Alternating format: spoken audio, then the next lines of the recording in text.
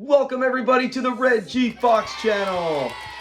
First and foremost, thank you. My voice is about 90% back. It feels so good to be able to talk normal about our favorite show, especially now. Oh my gosh. And yes, if you look at this, you might go, what's up with the Christmas hat, the angel hat, and the red and Christmas? This is usually what I wear during December episode breakdowns. But we are here in season 3, and I have talked about getting to season 3 for the last 9 months. It has been a long process, but until the end of July, we are going to be doing season 3, and it is the Academy Awards when it comes to seasons for Sanford and Son. So I'm like, hey, I'm going to do just about every episode because I said it feels like Christmas when we reach this. How good is season 3? In season 3, it has the most 8.0 or higher episodes than any other season. I'd have to double check. It might have more in season 3 than the entire series combined outside of season 3 for 8.0 or higher. They have 8 episodes that are including like the top 3 highest of all time when it comes to overall IMDb rankings. So man, when you get to that, you're just like, dude, get ready for week in and week out of just laughter, us doing breakdowns where we're going to have clips. Fun facts, we got a couple of them today that are pretty interesting that I didn't know about. A lot of these, that's what I said. A lot of these things we don't really find out unless you break it down, look it up yourself, or watch a show. Speaking of which, if you at any time really enjoy this show, you enjoy this channel, you're a frequent viewer, anytime if you'd like, no pressure, click that thanks button. Anything you can give to help promote the channel and help fund it, deeply appreciated, and your comment will be highlighted. If you don't want to do that, if you liked it, just click the like button. Either way, I'm okay with just helping us get our show, get our channel going, and promote it throughout YouTube. So, with that ado, who cares? Let's get to it. The summary of today, what's the episode today? The first one is Lamont as Othello. My gosh, this rating to me does not do it justice. IMDb gives it a 7.6. There is no way this is a 7.6. The laughter alone from when you get Fred dealing with Marilyn's parents, when he goes in and he's like, he smiles and he's like that, and he's like, I'm just looking for the TV when they're asleep. Still have a cough, getting over it. But for him to still do that, you're just like, oh my gosh, it's not, this to me, I would have gave this, our official channel, I'm giving this a 7.9. It's just way too funny. I was shocked to see a 7.6. But in this one, the summary, it's Fred goes with Lamont, who's trying to get into a play. He's doing a part. He's playing Othello, and he doesn't want Fred to know about it.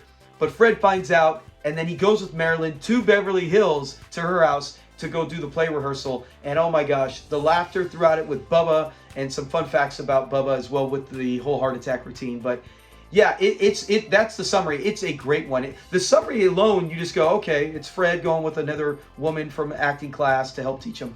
No. It's way better than that. So that is the summary. Let's get to the fun facts without wasting any time. The actress who plays Marilyn in this one, here she is right here, you can see her. In real life, she's actually married to one of the show's producers. Now, when you hear his name, you're going to go, oh, I know him. He's the only producer I ever think of when I hear it. And that is Aaron Rubin. Yes, his name's frequently said in the ending credits. But Aaron Rubin, this is his wife. Marilyn was his wife in real life. And she's outstanding. You know, we'll get to her when we get to familiar faces. But there are several scenes in this one where I'll try to put in some clips where you can see it, where she can't contain herself. I think they kind of just said, hey, go with like you would be in real life. And she is cracking up at so many of the lines. And I don't know if it's she can't help it or if they just said, hey, let her have some freedom, right? Her husband's producer, let her bust up because she's laughing a lot when Fred's talking. Anyways, we'll get to that. But yeah, that's a fun fact. Her husband is one of the producers on this show. Now, we were talking about Bubba and having the heart attack. This is the third time we had a non-Fred Sanford, or no, third person to have a heart attack. Of course, number one, the fake heart attack being Fred Sanford. Many times, that's his trademark. We know in season 2, when Lena Horne came for a visit, Lamont had his first heart attack. It's my first one, Pop. And I got, look out, Mama, I'm coming with the mustache. So he had it. Now, in this one, to kick off season 3, it is Bubba. We know when Bubba and Fred go to the window and they see Lamont choking a white woman, Bubba drops back. And I love Bubba's. It feels real. Like, it feels like that's how Bubba would be. Like, when Esther has hers later on, I think it's season 5, she seems robotic and just seems like she's rehearsing. Bubba looks robotic, but he looks like, man, his face looks like he is scared. He really is, and he's stiff as can be, bobbling back and forth as Fred is doing all the yelling. Look out, honey, I'm coming, and I got a fat friend. So, that is a fun fact. He is the third person in show history to have the fake heart attack. Now, this is one that I absolutely love, and that sometimes I forget, and I go, hey, when is the first time? When Lamont comes in at the beginning of the episode and sees his dad is singing a song. If I didn't care for you. It's doing the ink spots. I didn't care for you. Fred is singing it. This is the first time in show history he performs this song and whips it out. A lot of us, we've heard it probably 6-7 times where he's done it. He even did it in the series Sanford. He sang it one time when there was, I think, someone robbing some gold coins.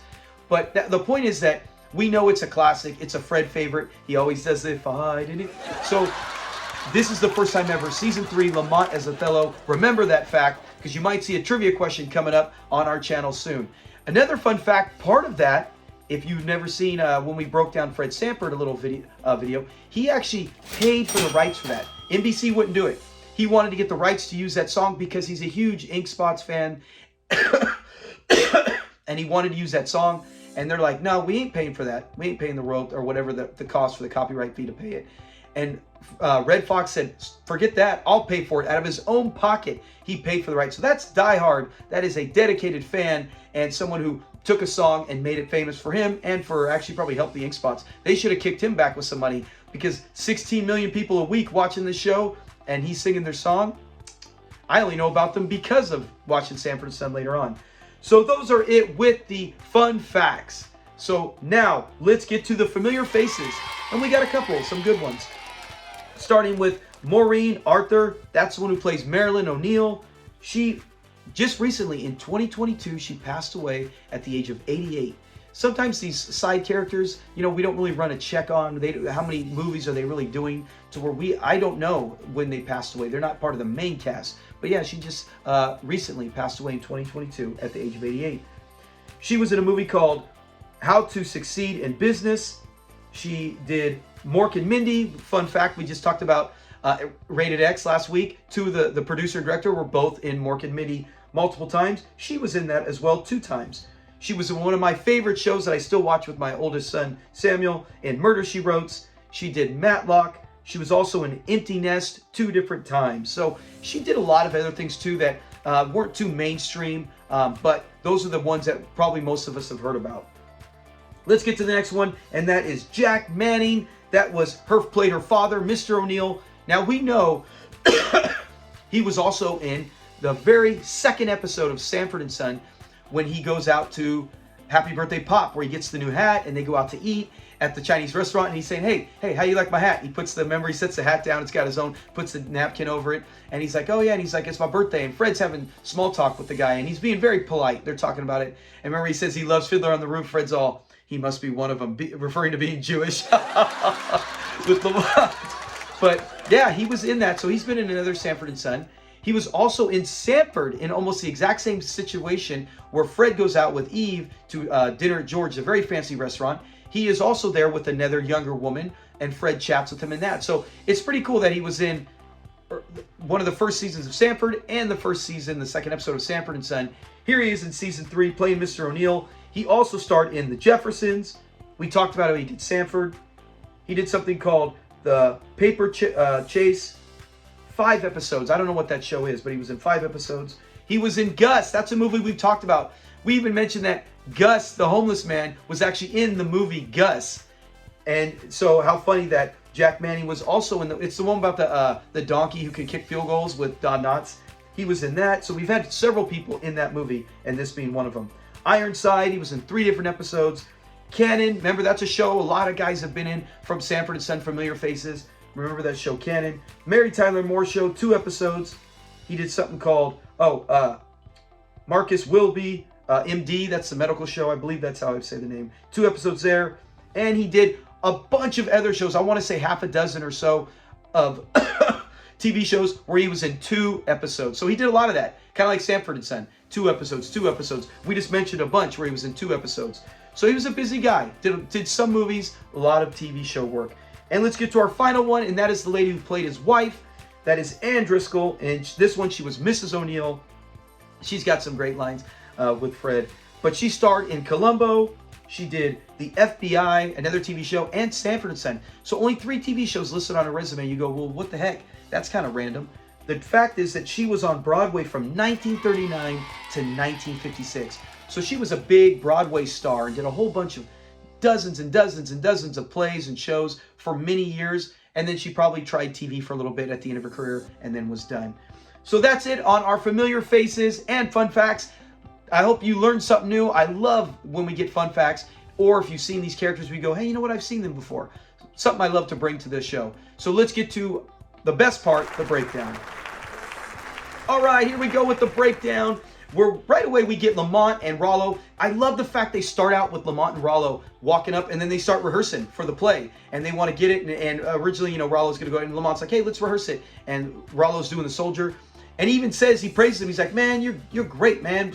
Move over, Laurence Olivier. You know, he's praising Lamont. Lamont's like, oh, man, you know, you're kidding, right? He's like, well, I mean, you ain't no Jim Brown. And it's a great way to start season 3, because we ended season 2 where Fred Sanford even said, any football player that gets cut gets slapped in front of a camera, and they call it a movie, referring to one of them being Jim Brown. And now he's talking about hyping up how great Jim Brown is at acting. And now we've seen how they wanted to get into movies. That didn't work out. Now they're trying plays to see maybe, hey, get some experience. And they haven't given up on their movie career. So I love that tie-in. A lot of shows don't do that even back then. But the fact that if you look at it that way, you go, hey, this makes sense. And throughout show history, Lamont, even season 5 with George Foreman, still continuing to act. So I really enjoyed the fact they did that. So they're rehearsing, and Lamont's like, hey, I got a lady coming over. She's going to help me from the workshop, and he wants to get better. He really wants to push this and make a career of this because that's a hot time, right? We've already covered, when you watch Rated X, go look at that. They talked about that was big,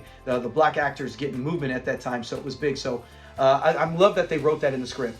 So Lamont comes in, and now his dad's singing, if I didn't care for you. He's doing it, and he's all the ink spots. He's all excited, and he's got some food, and he is ready for TV. And who else than his #1 TV star? Not Godzilla, not Gork, not King Kong, not Roller Derby, but the Lena Horne. Remember, he said 10 o'clock. It's just him and Lena, and then he's all, don't joke. Nobody, don't joke about the horn. Nobody comes between me and the horn. He's so excited to watch the Lena Horne movie. And the mom's like, look, man, Pop, that's fine. 10 o'clock, you can come back. But I need the house for a few hours. He's got a lady coming over. You got to say it, but now Fred is not going to stop. Is it her? Is it her? He's listing all these women. He has to know, and you know how Fred is, Mr. Nosy Butt. And he's like, no, look, don't worry about it, Pop. Just go. Gives him a couple bucks for something to drink. He'll go to the bar. And Fred's like, all right, I can stay gone for a few hours, but at 10 o'clock, I need you out of here. I'm watching me and the horn. And Fred's like, or Lamont gives him a couple, and he's like, this ain't gonna give me but a couple hours. This is only a couple drinks. And so what does he say? What does Fred do to Lamont? Say, give me another buck and it's a deal. I love when he keeps getting more money, and then he's all, give me another $1 and it's a deal. And Lamont, I like how Lamont has the $1 in front of the door, so Fred has to walk out and take it. So he's out of there, and now Lamont doing his little prep, getting everything ready, spraying. And up comes, I want to keep calling her Diana. Up comes Marilyn. Marilyn comes in, and she checks out stuff, and hey, she's really polite. She's like, hey, you got a lot of stuff here. And Lamont's like, yeah, you know what? Me and my pop have done a lot of hard work to build this up. But what he really wants to do is become an actor. And I love how she's like, hey, you never know, you could try. And he's like, yeah, because I'm cool, I'm this. He lists all the, let's see all the things that he lists and Marilyn's reaction. And I'm tall enough, I'm intelligent, I'm good looking. You're modest. I never get tired of that scene where she's all, and humble, and remember he's like, yeah, because she's like, oh, and you're humble too, don't forget that. And he's like, yeah. So they start to go practice, and now we hear somebody sneaking around outside, and he hits the let's see that. I love when Bubba sneaks or ruins the sneak. I can't believe they didn't hear him. Let's look at this.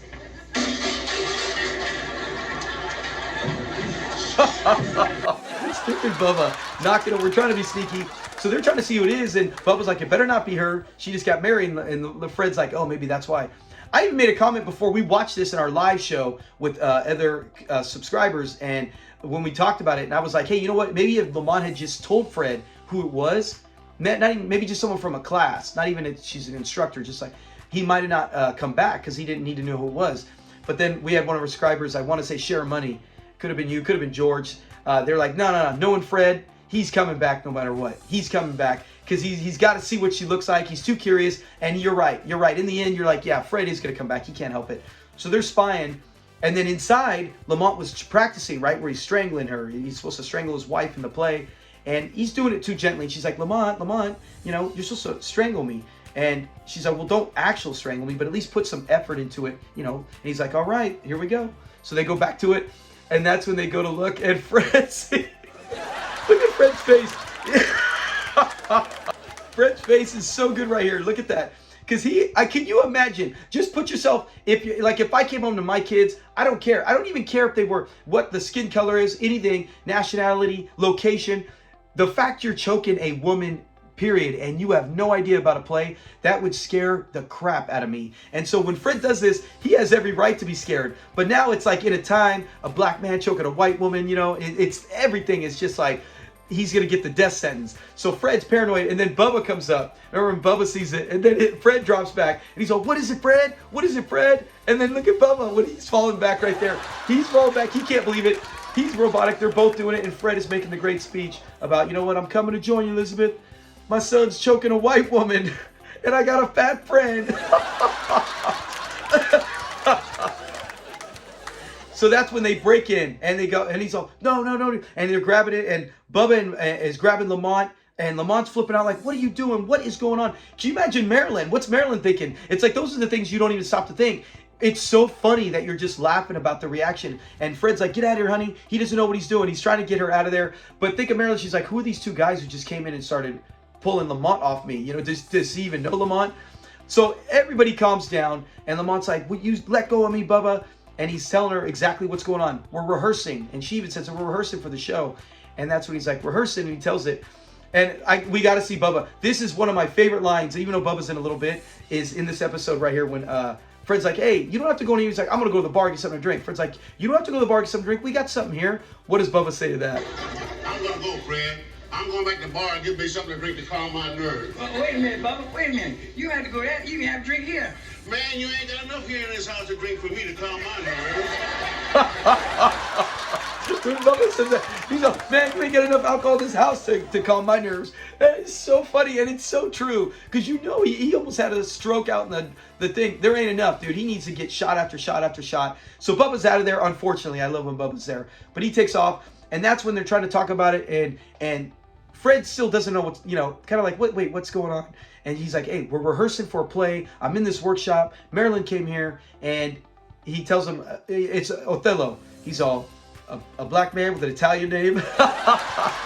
And, you know, a side fact, it's actually funny that he says that. If you know anything about his relationship with Pat Morita, go look up the interview where he, later in life where he gets interviewed about his relationship with Red Fox. And he said that Red never liked to call him by his last name. He would be like Pat Mojita, or like he would change it to make an Asian sound. Because he said Morita sounded like Italian. And he said, you're an Asian guy and it sounded like you had an Italian name. It just didn't fit. So Pat Morita said he never liked to call him by his last name because of that. So when you hear him say a black man with an Italian name, it's almost identical where he's like, Othello, you know, it just didn't sound right.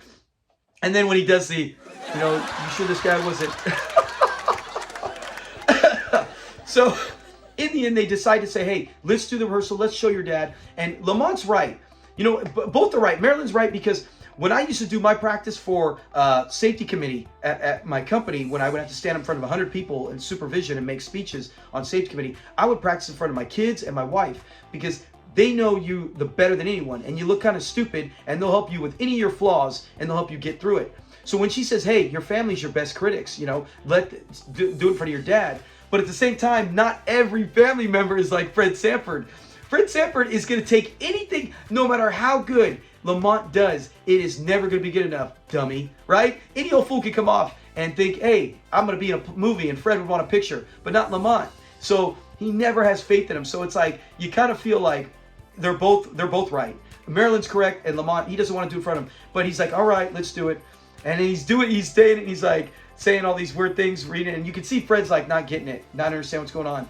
You know, it's these English words, these big words, and Fred's looking, not get it. And then when he's like, I took the uncircumcised dog and smote thee. And Fred's like, hey, wait, what was it? What kind of dog was that? And what does Fred say to this? One of the best lines. Let's see what Fred says about this uncircumcised dog. Here, was this play written by a Jewish fella?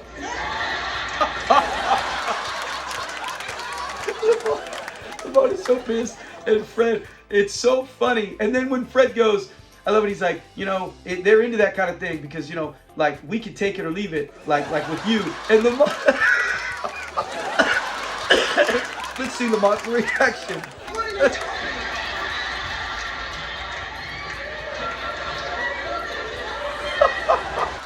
He's like, he's flipping out. Because it's like, dude, you're talking about circumcision in front of Marilyn and what you did with me and how he's going. And Marilyn, I love it. Look at her face right here. She is doing everything she can not to laugh, but she is really laughing. She is really breaking down, I think. And it's so perfect, right? The director, perfect to leave it in. Even if she did break character, leave it in because it just feels so much real. Because who wouldn't be laughing in that situation? We are all watching it. If that was my dad and my stepdad, he used to just say the most random, anything on his mind. It would make me laugh. He would be up like Fred, talking to people, meeting people in the middle of Denny's. And my mom hated it because she always got embarrassed, but it always cracked me up. So let Marilyn be Marilyn and just crack up. So they do all that, and Lamont's like, see, I can't do this. I can't do it. My dad's not taking it serious, and this whole thing is a waste of time. And so the whole thing's getting kind of messed up, and Lamont's upset, and he says, look, Marilyn takes her time to come all the way over here to help rehearse, and because it's closer to the workshop. And Fred's like, well, why don't you go to her place? And she's like, oh, we could do that. And he's like, and Lamont right feels like, no, we don't have to do nothing for my dad. And she's like, oh, we live over in Beverly Hills, and they're going to go. And then that's when she's like, oh, you could come too, Mr. Sanford. So they take off, they go to her place, and they come in, and then it turns out no one's there. And remember that, and Fred's like, of course, how convenient. And she even stops him before he says anything. She's all, and because her parents were gone, they were out of town. So Fred's thinking, of course, that's why you let us over. Your parents are. She's all for her parents meeting Fred and saying, look, we got no racial bones in our body. So they're going to start rehearsing. And before that, she's like, Fred's like, let me go get, or she says, Marilyn goes, let me get something to eat. Lamont's like, no. And I love when she leaves and Fred's like, this place ain't got no smell. He said, and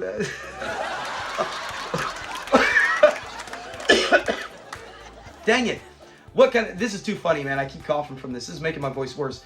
But she's like, what kind of smell is it, Fred? What are you smelling? So you know what's wrong with this house? You ain't got no smell. Pure white, smell like lettuce. I know exactly that smell. I know exactly what he's talking about. I should, right? But yeah, it's so funny when he says that. I've been in homes like that. From living, I go in homes. And sometimes you're like, man, this house got no smell. It does smell like lettuce. So great line right there. She comes back and Fred's like, yeah, he'll take all the fruit. And she's like, hey, you can go watch TV. There's one by the kitchen. There's one down the hall. So they start doing it again. And Fred's like, I don't want to see this rehearsal. So they get into it. Fred goes down the hall and he's like, she said this is one with the TV. There's multiple rooms. He's just taking a shot in the dark. He walks in and oh my gosh. When he does that, opens, and he sees the husband and wife, they both wake up like, what is this? Can you just imagine? This is another one, just like what we said earlier, imagining seeing your son choking a woman, or Marilyn, two guys running and grabbing Lamont while you're practicing. Now, man, I don't care if it's a white cop, a black cop, I don't care what kind of officer. If I woke up in my bed and there was a police officer standing there and tips his hat smiling like Fred does, it would scare the hell out of me. So they're scared, and Fred's like, oh, they said this is where the TV was. So it just sounds like he's there to rob the place and he wants the TV. And he's like, take it, take the TV, take everything. Just don't harm us. And I love Fred. He's like, harm you? Let's look at that scene. Just don't harm us. Don't harm you. People might be When he says that, Fred's like, man, I don't know, what are you talking about? And he walks away. He goes out there now he knows the parents are up, and he comes out and Lamont's choking her again, and Fred's like, hey, you better stop that. He doesn't want them to have the same reaction, probably worse. I don't know, it can't get worse than Fred and Bubba. But he's like, hey, look, her parents are here. And in they come, and she's like ready to faint, and they're screaming, and it's all over again now. And think how they feel. Oh my gosh. Fred went in to steal the TV, and now your daughter's being strangled by a strange man? Who you calling a strange man? What strange man? As they're going to get in a big fight about that in a second. So it's all chaotic, and she's saying, no, she's calming him down. Fred is trying to say, hey, get back. You know, he's trying to say, let's separate. And the chaos is just comedy. Brilliant comedy. The writing in this episode, this is why I'm like, there's no way this is a 7.6.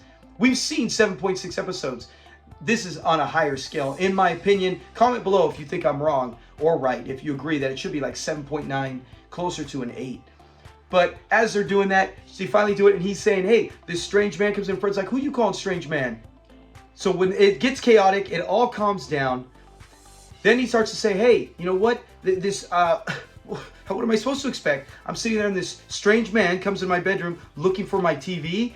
And then she's like, no. And Fred's like, who you calling strange man? I ain't no strange man. He's ready to fight. And Lamont's holding him back. And I love Lamont trying to keep the peace. He's right. He's like, and then he gets in. He's like, hey, Pop, you know what? To him, you are a strange man. You know, you just came into town. And then Fred, what does Fred say when he says, you are a strange man? Let's see Fred's reaction. You are a strange man. Yeah, and if you come to watch, you'll be a strange man. Hey, you had other friends come in, your daughter's friends. And she's like, yeah, that's true. And she tried to even keep the peace. She's like, what Mr. Sanford's upset is that you basically are referring to him because you were just thought because he came in and he was going to steal something just because it's basically based on his skin color. And he's like, you know, Fred's like, yeah, don't get so uptight. You know, he's like, and then I love when he looks at her and looks at him. Let's look at that clip. That's funny.